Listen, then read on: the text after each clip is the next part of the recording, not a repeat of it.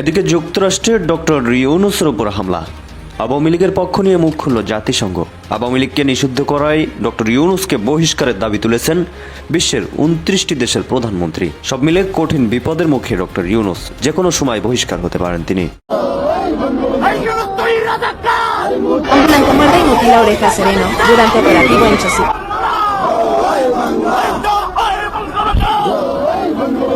আপনি যা শুনতে চলেছেন তা বিস্ফোরক, চাঞ্চল্যকর, ভয়ঙ্কর। বাংলাদেশের খেলা এবার বাংলাদেশের মাটিতে যে শুধুমাত্র হচ্ছে তা নয়, এর সঙ্গে কিছুদিন আগেও ডক্টর ইউনূসকে নিয়ে বার্তা দিয়েছিল জাতিসংঘ। এবারে ইউনূসকে নিয়ে তাদের অবস্থান স্পষ্ট করল জাতিসংঘ। সম্মানিত দর্শক মণ্ডলী, অন্তর্বর্তীকালীন সরকারের প্রধান উপদেষ্টা ডক্টর মোহাম্মদ ইউনূসের উন্নতির অগ্রযাত্রা থামানোর জন্য এবং তাকে মানুষের কাছে নিন্দনীয় ও অপদস্থ করার জন্য সারা বিশ্বব্যাপী আওয়ামী লীগের দোসররা এক অরাজকতা ও বিশৃঙ্খল পরিবেশ সৃষ্টি করছে। সম্প্রতি ডক্টর মোহাম্মদ ইউনূসের যুক্তরাষ্ট্রের সফরকে কেন্দ্র করে তারা এমন সব কর্মকাণ্ড ঘটিয়েছে যা দেখলে আপনি রীতিমতো অবাক হয়ে যাবেন। আর এ সংক্রান্ত রাজনৈতিক অঙ্গনের আপডেট নিউজ নিয়ে আজকের এই ভিডিওতে থাকছে বিস্তারিত প্রতিবেদন। তাই আজকের এই ভিডিওটি সব মিলিয়ে অত্যন্ত গুরুত্বপূর্ণ হতে যাচ্ছে। এক সেকেন্ড না টেনে ধৈর্য সহকারে পুরো ভিডিওটি দেখার জন্য আহ্বান করছি।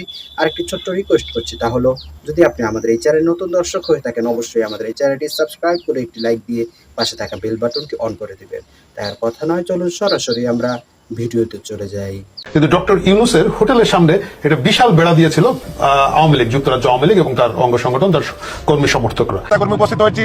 আমাদের একটাই দাবি, এই ইউনূসকে আমরা বাংলাদেশ থেকে বিতাড়িত করব এবং আমি বাংলাদেশ ছাত্রলীগের প্রতিটি নেতা কর্মীকে অনুরোধ করছি, আপনারা ধৈর্য ধরেন। ইনশাআল্লাহ এই শুধু ইউনূসকে বাংলাদেশ থেকে বিতাড়িত করে আমরা জননেত্রী শেখ হাসিনাকে ফিরিয়ে এনে আবার প্রধানমন্ত্রী বানাবো। আপনারা ধৈর্য হারাবেন না, ইনশাআল্লাহ বিজয় সুনিশ্চিত। হাজির হয়েছি যে অবৈধ দখলদার ইউনূস আমাদের মহান মুক্তিযুদ্ধ এবং ৭০ বছর পুরানো বাংলাদেশ আওয়ামী লীগের সকল কার্যক্রম নিষিদ্ধ করে যে তথাকথিত এক্সিকিউটিভ অর্ডার পালন করতেছে, এটার বিরুদ্ধে আমরা আসছি। এখানে আমরা ব্যারিস্টার, সলিসিটার অ্যাসোসিয়েশন এবং মেধাবী ছাত্ররা যারা যুক্তরাজ্যে অধ্যুষিত আছে, আমরা সবাইকে নিয়ে আসছি। আমরা আগামী বাংলাদেশ বিনির্মাণ গড়ে তুলবো, সংস্কার করবো এবং যারা অবৈধ দখলদার আছে তারাই লাখো জনতার হাজার হাজার বাঙালির সমাগম।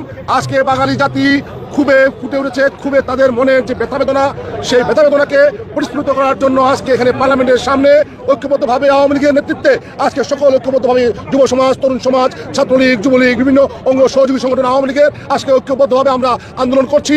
এই বাংলাদেশের যে রেজিম সরকার, দখলদার সরকার, এই ইউনূসকে বাংলাদেশ থেকে যতক্ষণ পর্যন্ত আমরা বিতাড়িত করবো না, ততক্ষণ পর্যন্ত বাঙালির প্রত্যেকটি ঘরে ঘরে আজকে মানুষ ঐক্যবদ্ধভাবে আজকে আন্দোলন সংগ্রামে ঐক্যবদ্ধভাবে লিপ্ত হয়েছে। আমরা বিশ্বাস করি অতি শীঘ্রই এই রেজিম সরকারকে, এই দখলদার ইউনূসকে আমরা বাংলাদেশ থেকে বিতাড়িত করে হাজার বছরের শ্রেষ্ঠ বাঙালি জাতির জনবঙ্গবন্ধু শেখ মুজিবুর রহমান তনয়া জননেত্রী শেখ হাসিনাকে আবারও বাংলাদেশের রাষ্ট্রনায়ক হিসেবে আদিষ্ট করবো।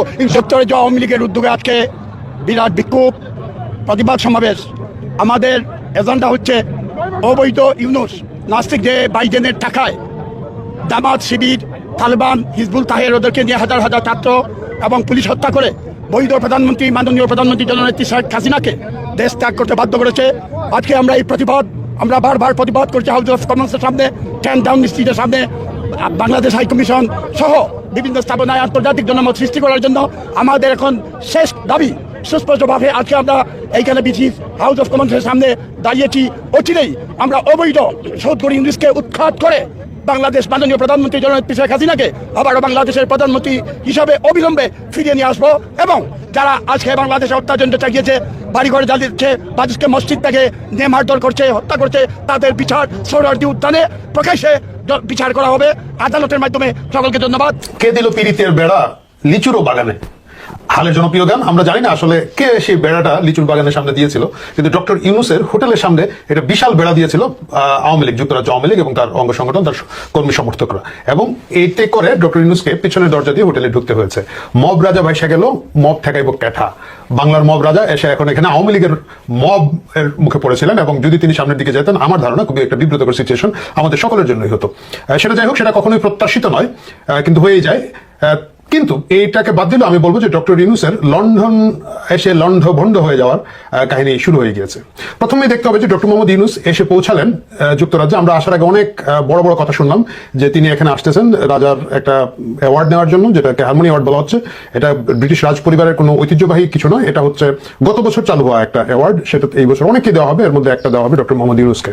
সেটা যাই হোক, এই কারণে তিনি এসেছেন বললেও, এবং শুনলাম যে ব্রিটিশ প্রধানমন্ত্রীর সাথে তার একটা বৈঠক হওয়ার কথা আছে, এই সেই অনেক কিছু হওয়ার পরে তিনি যখন বিমানবন্দরে নামলেন, তাকে রিসিভ করার জন্য, বাংলাদেশের সরকার প্রধানকে রিসিভ করার জন্য ব্রিটিশ সরকারের কেউ সেখানে উপস্থিত ছিলেন না। এটা খুবই দুর্ভাগ্যজনক একটা ঘটনা। এটা আমি জানি না কূটনীতির ভাষায় এটাকে কিভাবে দেখা যেতে পারে।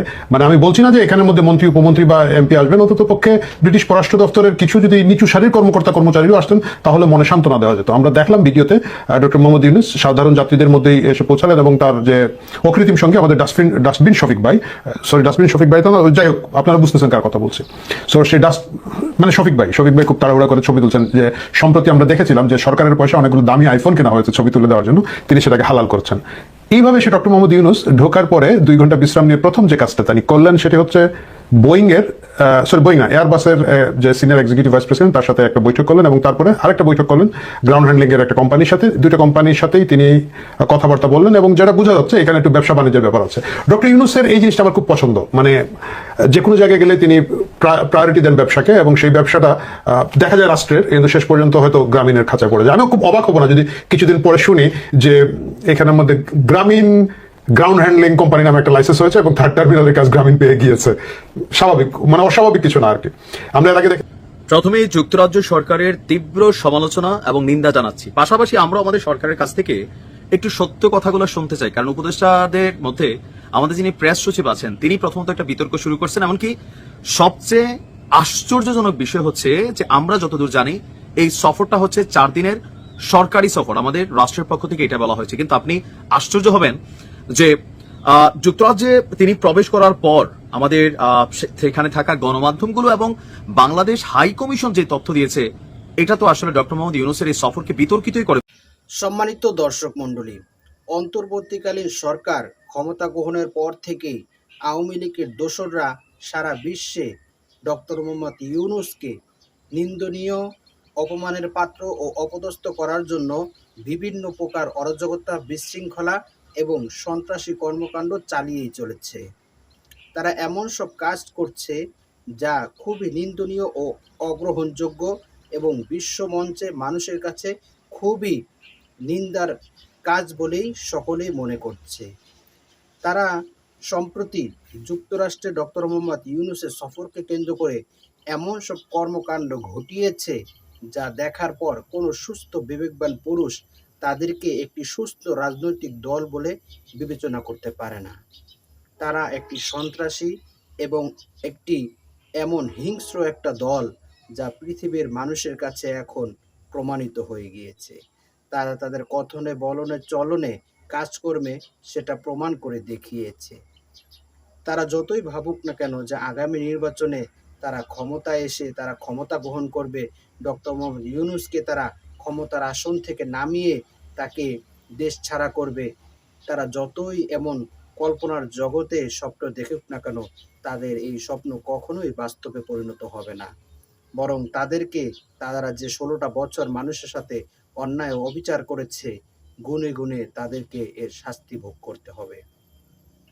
সম্মানিত দর্শক মণ্ডলী, আগামী নির্বাচনে আওয়ামী লীগের নির্বাচনে অংশগ্রহণের ব্যাপারে আপনার কি মতামত? অবশ্যই আপনার সে মূল্যবান মতটি আমাদের কমেন্টস বক্সে জানাবেন। আর আজকের এই ভিডিওটি যদি আপনার ভালো লেগে থাকে অবশ্যই ভিডিওটি একটি লাইক দিয়ে শেয়ার করে দিবেন। আজ এই পর্যন্তই।